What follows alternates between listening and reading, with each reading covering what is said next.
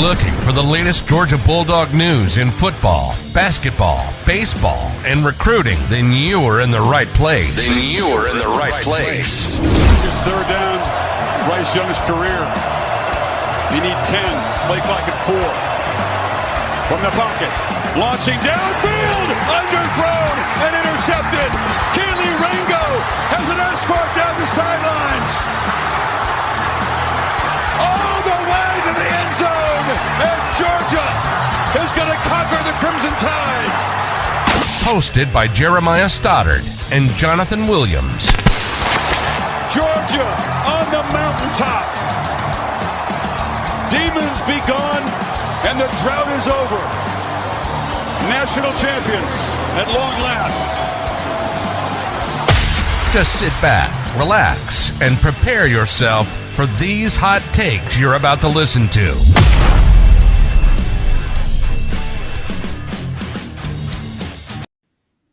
All right, welcome back to another episode of Classic City Sports. As always, Jeremiah Stoddard along with my buddy Jonathan Williams. It's a cold, wet one here in Athens, Georgia, so it's a little gross out, but we're still here for you guys. Got some good content to give you as well. It's kind of the lull period of time for Georgia football right now. We know where Georgia's going. You have to wait a couple of weeks to see how that all plays out, so there's a lot of stuff to try to cover in between there. My boy Jonathan shows up, though, in freezing cold. It's like 40 degrees. Oh, yeah. It's 40 degrees out and, raining this cold, wet rain and – well, rain's always wet, but I guess that's beside the point. Dude's wearing shorts and a T-shirt with no jacket and just walks in here like nothing, It gets a little heated in here. It does get a little heated in here sometimes. I guess that's true. Keep it light. Keep it light. Well, as you guys can see, we have a pretty broad statement and question for you as well. The question of the day is, how did Georgia get here? Georgia's sitting right now 13-0. We're in December. You're seeing them go on to the playoffs in the Peach Bowl on the 31st against Ohio State to win the national title. Exactly. You start out as a 7 or a 6.5 point favorite over Ohio State to start with, and then you will be favored against Michigan or TCU if you were to get past Ohio State as well. So there's a lot of stuff going on for Georgia right now in the future coming up, and the question is going to be, how did Georgia get here? And what put them in position to do this? And before we get into that, I do want to take a second real quick, just kind of talk about somebody in college football as a whole. Mike Leach unfortunately passed away this week. We had some issues that apparently came out with it, something to do with his heart. I haven't seen all the details, nor do I really need to. We don't need to know all the details of it. All we do know is he had some type of heart issue. He passed away. It's kind of sad in the college football industry or in the the realm as a whole. But there's some cool stories. He left us with a lot of hot takes, a lot of cool stories. My favorite one has to be the Lincoln Riley one. That one has taken the cake for me. And if you don't know the Lincoln Riley go ahead and tell that story. It's about when Mike Leach was at a different place. I believe it was Texas Tech, when he was at Texas Tech. And Lincoln Riley at the time was going to walk on at Texas Tech, and he was going to compete for a spot as a quarterback, probably like at least the third spot on the roster. After like the first day of tryouts, Mike Leach pulled him aside and said, "I'm not going to let you play football here, but I am going to extend you an offer to come coach for us, be a student assistant here and be a part of this football staff because you're great as a coach. You have a great mind for the game." He said that Lincoln Riley learned the entire playbook in just a few days. Like, that's the type of mind that he had. And Lincoln Riley initially was not going to take the job. He left and he walked out the door. He said no, and the next day he took the job, and now Lincoln Riley has transpired into one of the best young coaches in the entire college football. So, like, that's the type of impact that Mike Leach had on college football and in the sport in general and outside of football. Like, he just touched so many lives and was such a great soul and a great person to have in a community like this. He was a bright spot everywhere he went. Yeah, he really was. And there's just some and then there's the other side. There's a lot of funny stuff that he kind of was involved in. Or anytime you've seen him do an interview, it's always hilarious when you walk away. You're like, what is this man talking about? Listen. It's just, you got to listen. Every time he's behind the microphone, you got to hear what he had to say. And it's always fun there. My favorite story that I saw this week, there's been a ton of them out. Everybody's posting all the videos and the fun clips and stuff. But one that really stuck out to me, was pretty funny, was he got a text message from an ESPN writer. He said he just randomly texted him one day and said, "Hey, what was like one of the best like college football pranks that you've seen or anything like that?" And he doesn't text him back. He just calls him. And he goes, "Oh, I'm glad you asked." Just called him real quick. He goes, and starts telling him these stories, talks for about 15 minutes. And the writer he goes, "I heard a distinct sound of a whistle." And so I said, "Mike, where are you right now? He goes, oh, I'm at practice. I'm at practice right now. And he goes, Mike, it's not that serious. We don't have to talk about this right now. Like, I can talk to you later. And he said, no, wait. All right, where was I? And proceeds to talk for another 30 minutes while coaching a practice and just telling me stories. And just that's the kind of person that he was and how he carried himself. You know, most people would write off the media, but Mike always just extended his talking. hand. I mean, there were so many stories about him just picking up the phone and calling a writer and was like, what do you want? I'll tell you anything. And he may go off on a tangent and talk about something completely different, but it didn't matter. He might talk about how he hates candy corn, or what was the thing about people when wanting to be with their girlfriends and eat fish sandwiches, or whatever that one was. And there's too many. And then the interview that he did with one ESPN reporter, she was interviewing and said she just, at this point everybody knows who Mike Leach was, and started going off script with him. And they asked him a question. They said, well, I'm getting married. What would you recommend on this stuff? And he goes, elope, and just goes into and then he goes into this whole tangent of why you should elope and like all this stuff. And so it was just that's just who he was. So it was always funny. So it's a sad day to see him pass away. And but he left us with a lot of great memories. It's great that we'll always be able to hold on to those stories and that people can continue sharing. Because stories like that are always going to continue to touch the next generation. And you'll be able to pass those down for years and years and years to come. So he'll always have an everlasting impact on college football and, like I said, in the sport in general, regardless of where he is. Yeah, exactly. So he left a legacy behind him, even though he wasn't one of like the most winningest coaches or anything like that. He's a coach that everybody will remember moving forward. In our generation, everybody's going to know his name and be able to, as soon as you bring him up, and be like, oh, this one time, and just tell the story. You're always going to have something. And that's a great thing that he did for like the college football world. He also was pretty innovative in like the air raid type offense, and he always very creative offensively. He brought a lot to the game that way. So he's contributed a lot to all of us. I've enjoyed watching him over the years. I'm really, really glad that I got to go to Starkville this year now, and I actually got to watch the game in person. Maybe you will make it back to Stark Vegas now. No, he's not there anymore. I'm not going back there. I'm glad I went once, though, while he was still alive. That was great. But anyways, that's enough of that. But I feel like it was something that we should at least bring up tonight because it's a big loss in the world of college football. It is pouring right now. So if y'all can somehow hear that, I'm sorry.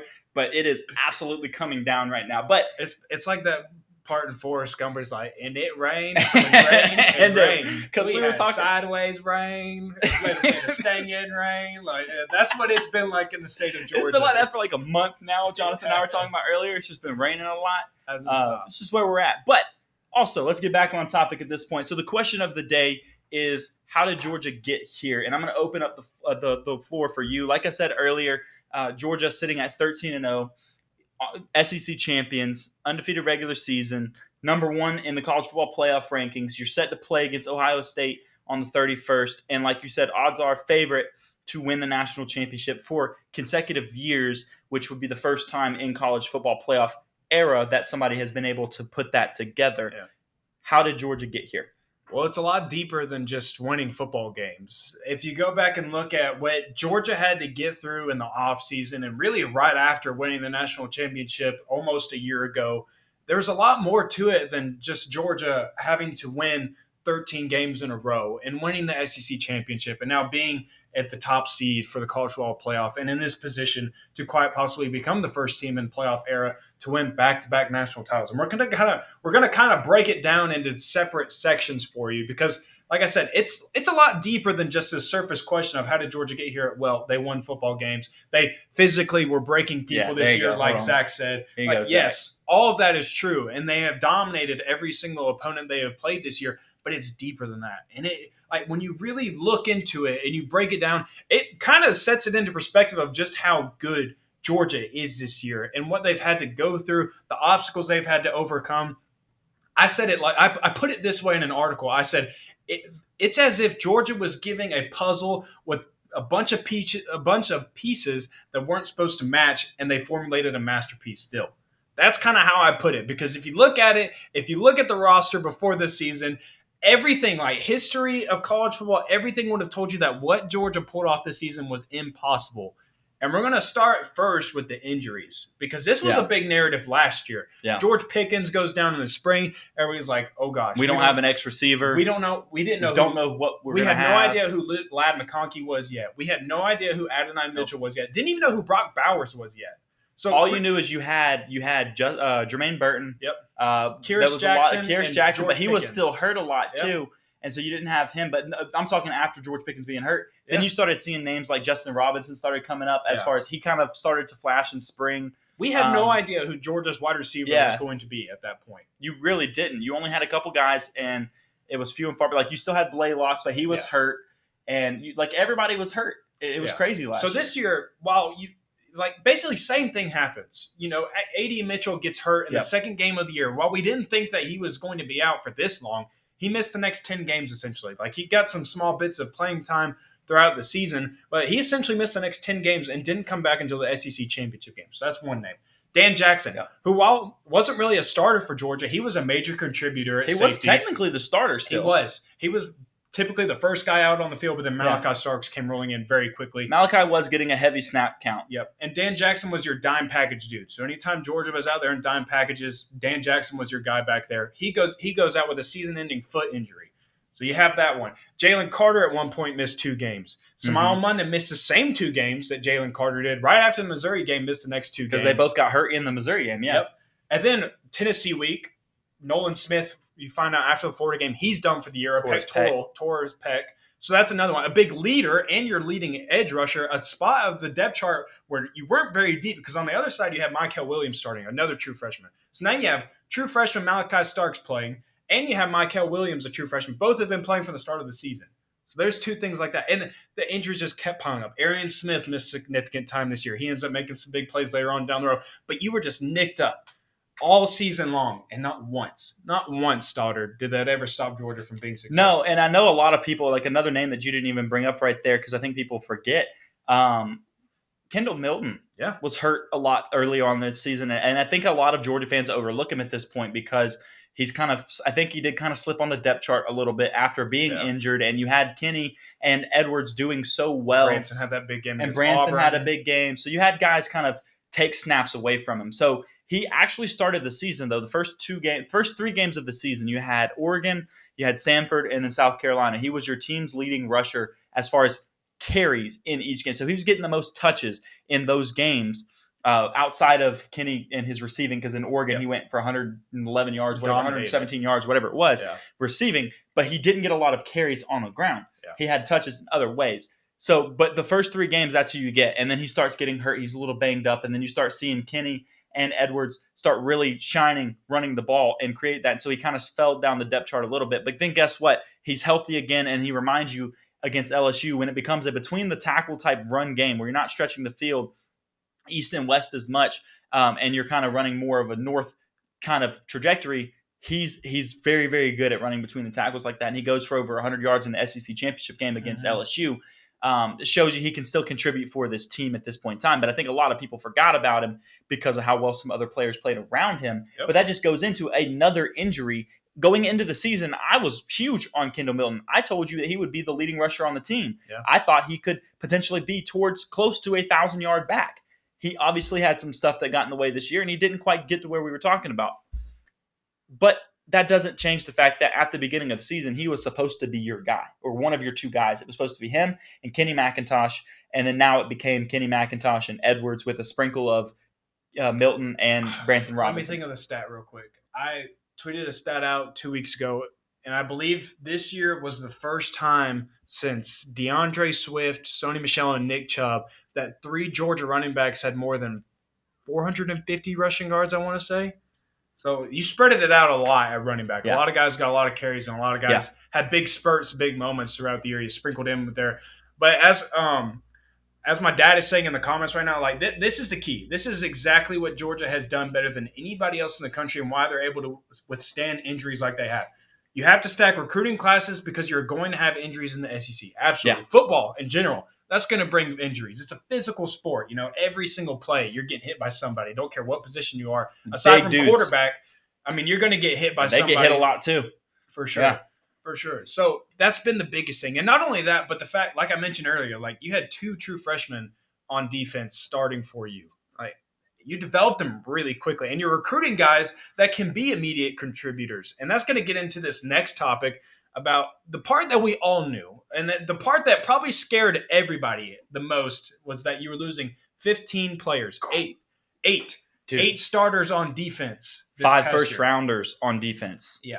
So this is where it really gets interesting, and this is where all the odds were against you. College football history would have said it's impossible. Nobody else has overcome a mass exodus on their roster like this. Nobody has ever, like, every single person that had over 11 players drafted in an offseason the very next year didn't even go on to win their division. Like Alabama, LSU in 2019, names like that, FSU, I believe, in 2014.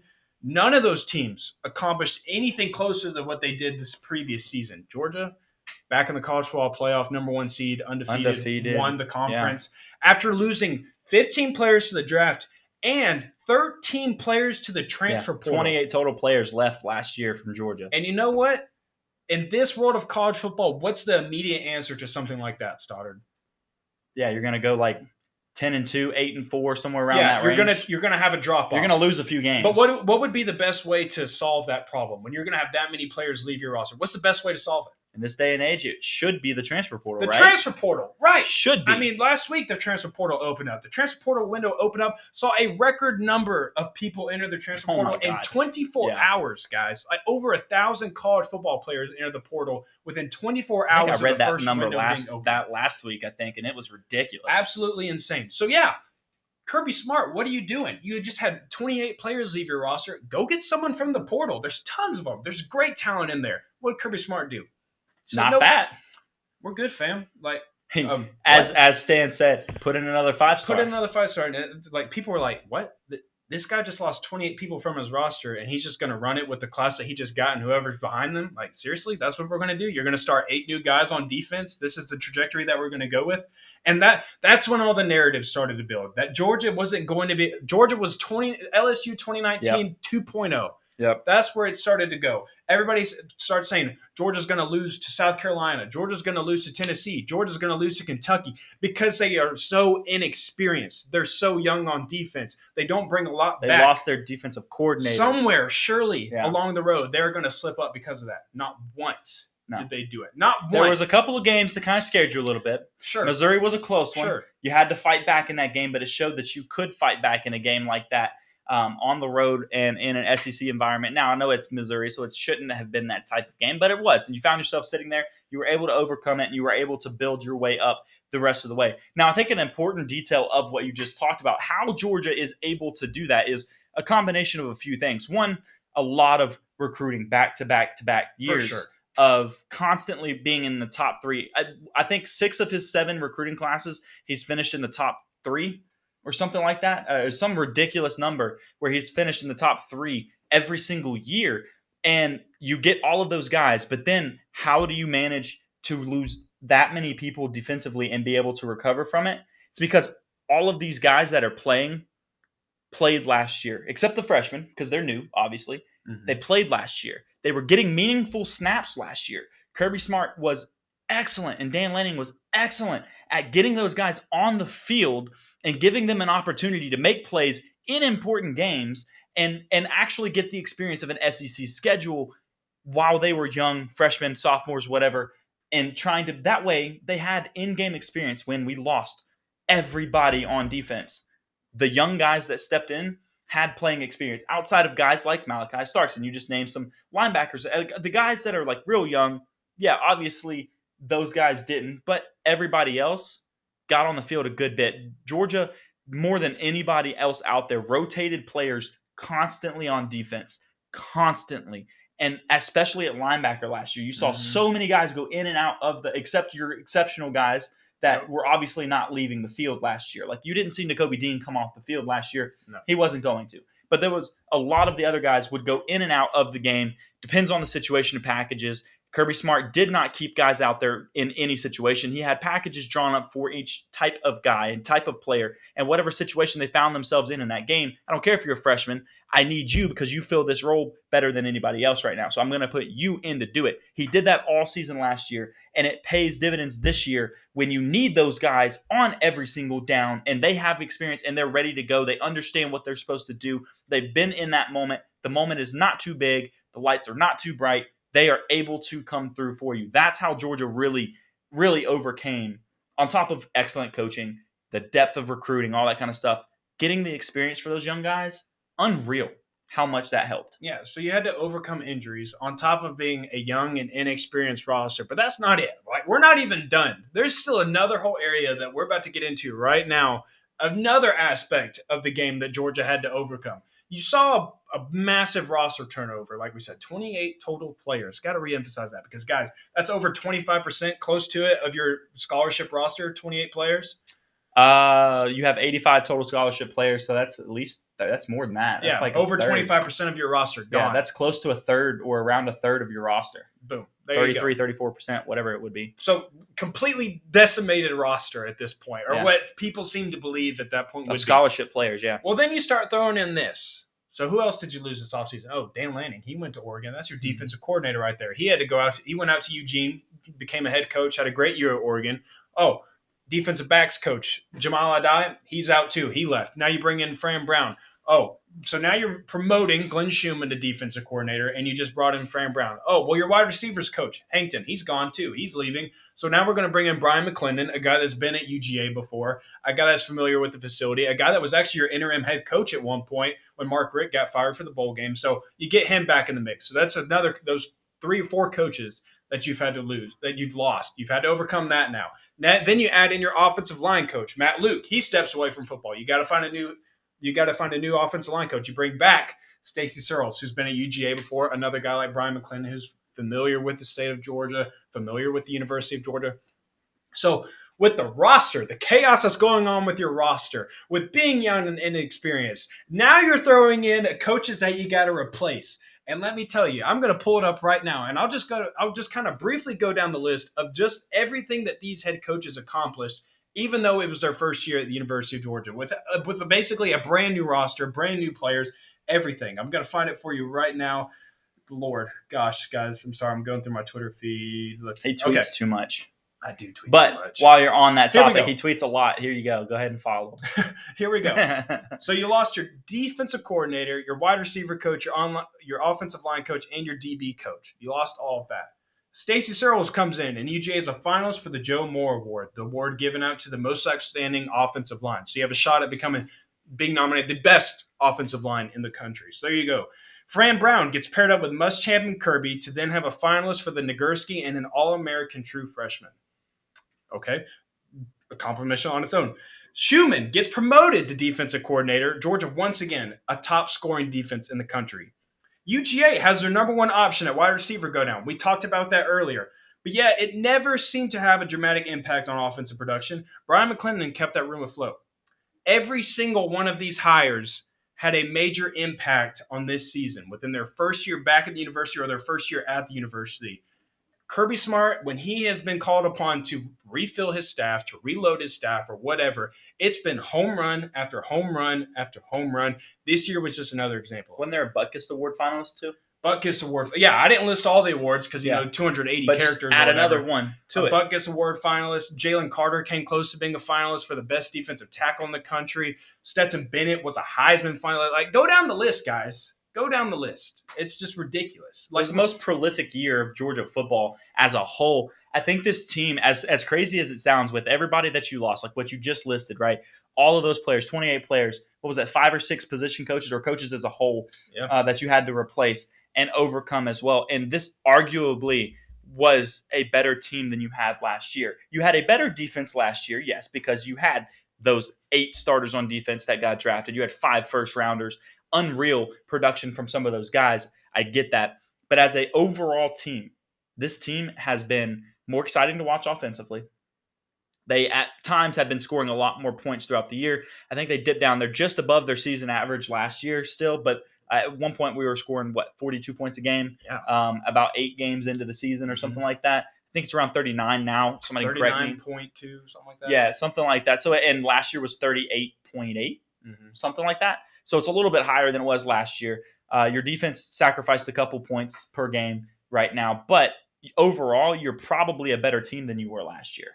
Yeah. Well, and this is what I was getting to is that Kirby, I would not want to play chess against Kirby Smart. But I don't even know if the guy knows how to play chess or anything like that. But what he does with his coaching staff and how he formulates it and how he puts all the pieces together, and he's calculating moves way ahead of time. we've talked about what the hiring of Will Muschamp did for this program. Because when you did have to finally promote Glenn Schumann to defensive coordinator, because you knew Dan Lanning was about to take a job. Like, the signs were there. You knew that eventually the right job was going to open up for him, and he was going to pack his bags and he was going to leave. It happened this last year. But being able to have Will Muschamp on your staff to pair up with Glenn Schumann, that's where you're able to maintain your successfulness on defense. And then when you have Will Muschamp to be out there with Fran Brown, when Kirby Smart can't be out there as well, to monitor those defensive backs and assist him as well, then that takes it to another level. You have 3 guys coaching up your defensive backs in your secondary, and 2 of them are the best in the country at doing so.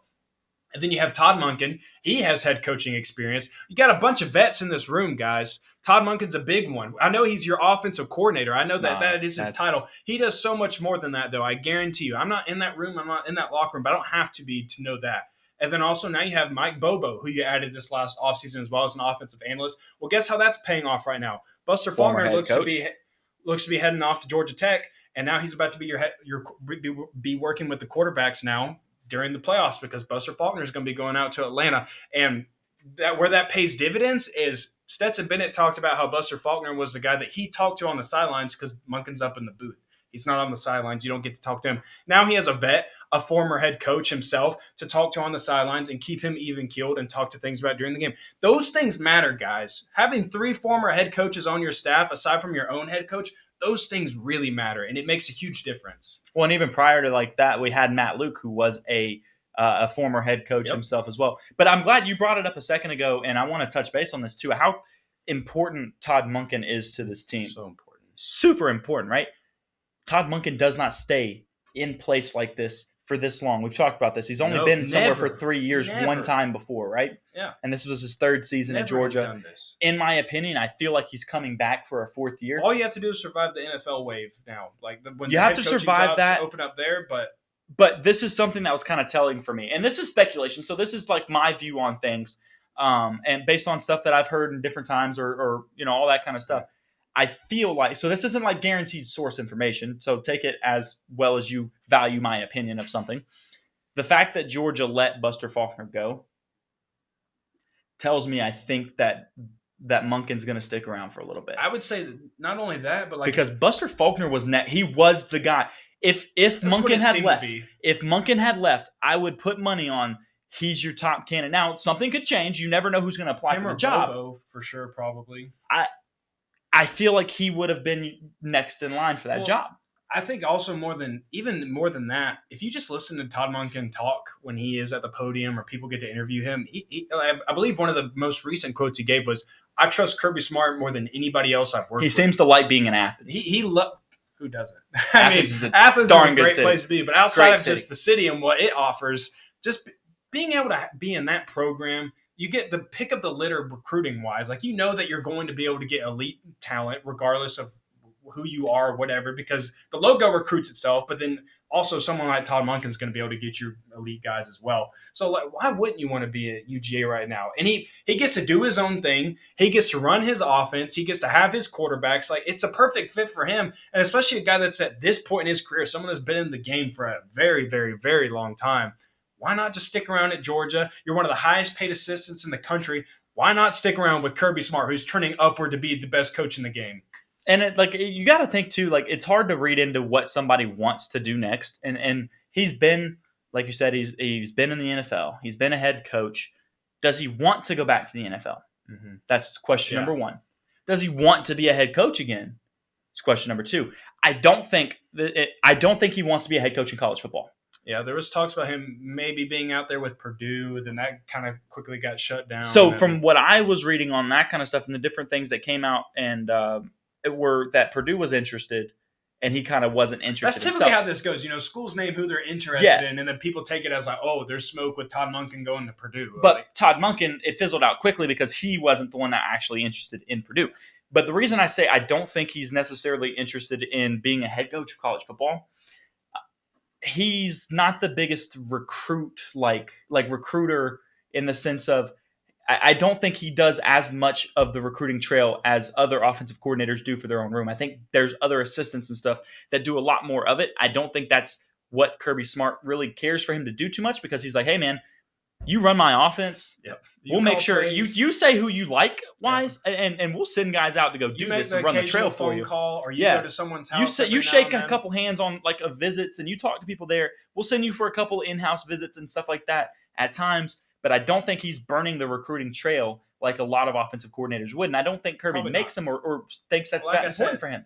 A guy that's at this point in his career, probably not making all these trips out to California right before games or stuff. And that's my point is I don't think because if you're the head coach, Kirby Smart was everywhere. Kirby Smart was somewhere the day after the SEC championship game, about across the country. Like he's doing. We know how that man operates. He does not stop, but that's why he's recruiting so highly, and he's doing such a good job.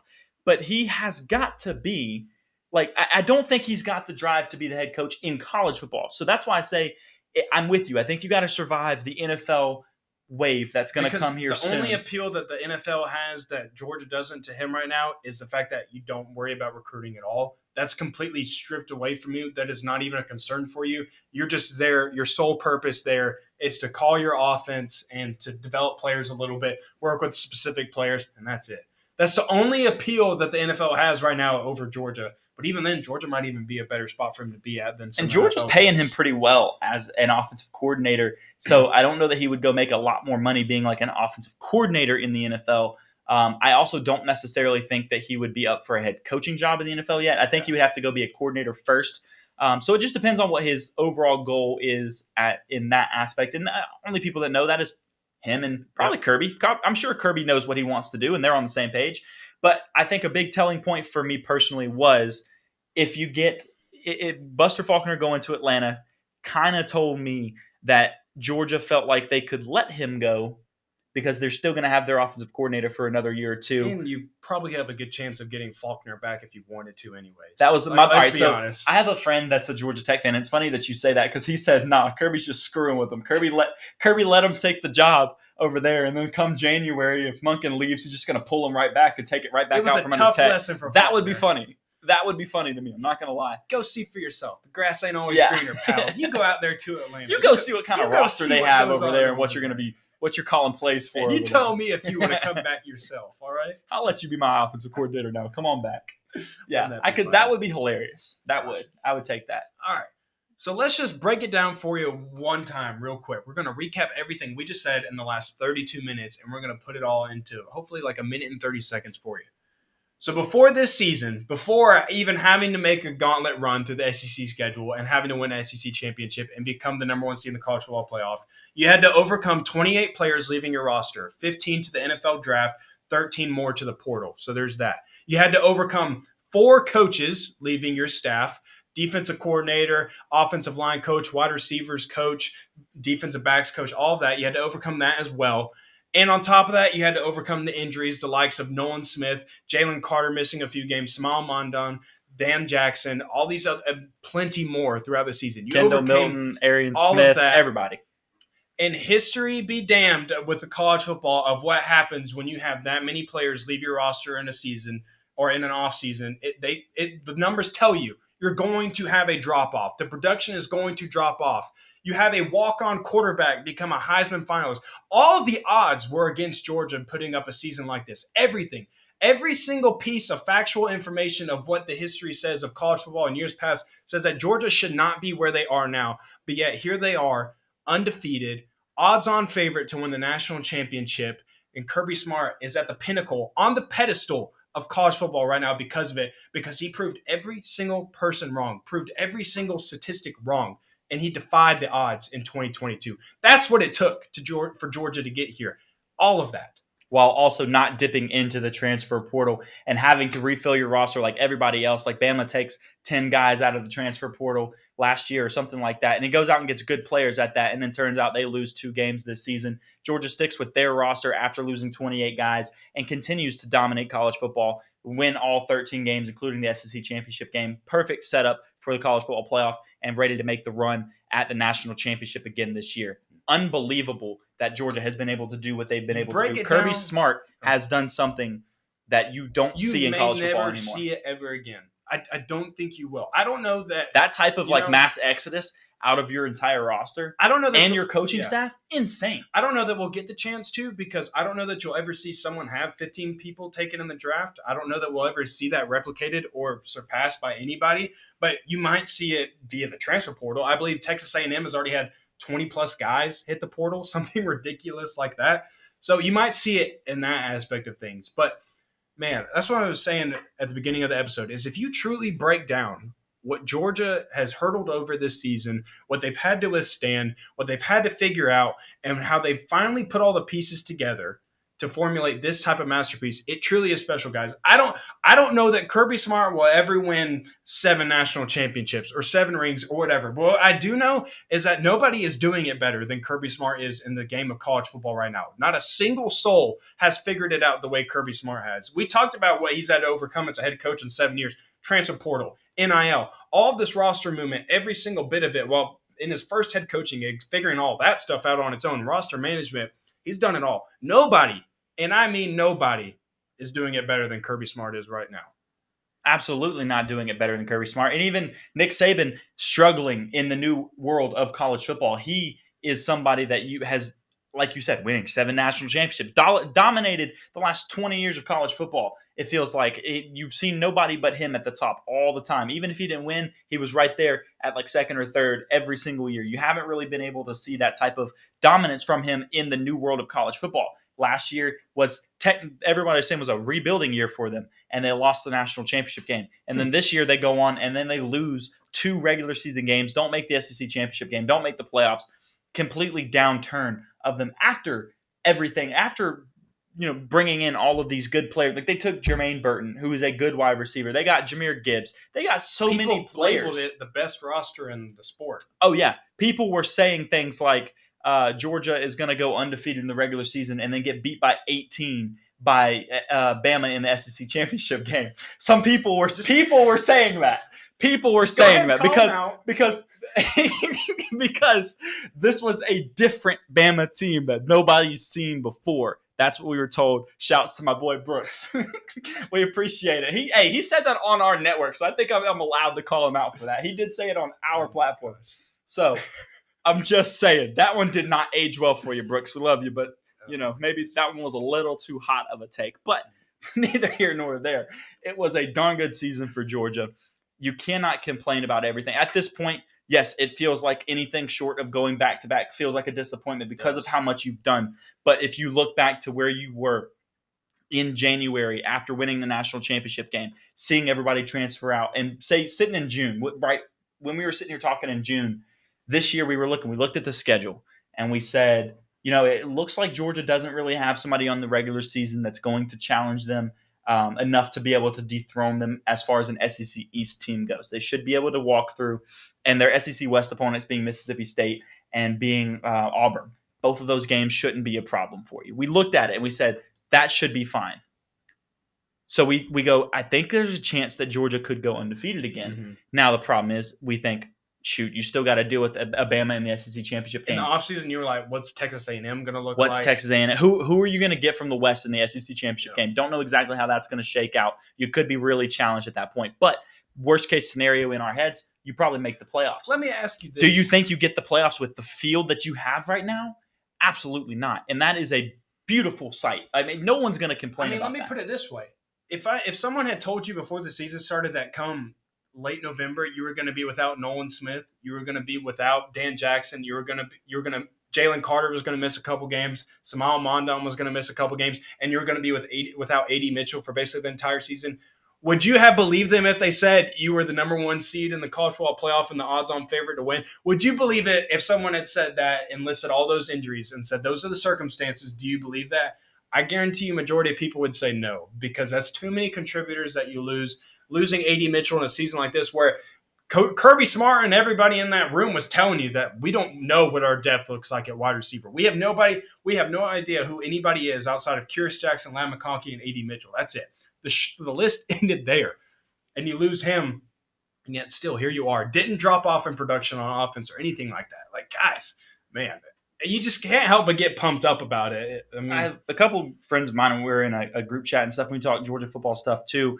And this is one thing that we always say to each other is this is the golden age of Georgia football. It is. This is a time period that, like, sit back and I've said this on here before. Let yourself enjoy the season and what you're seeing from Georgia football.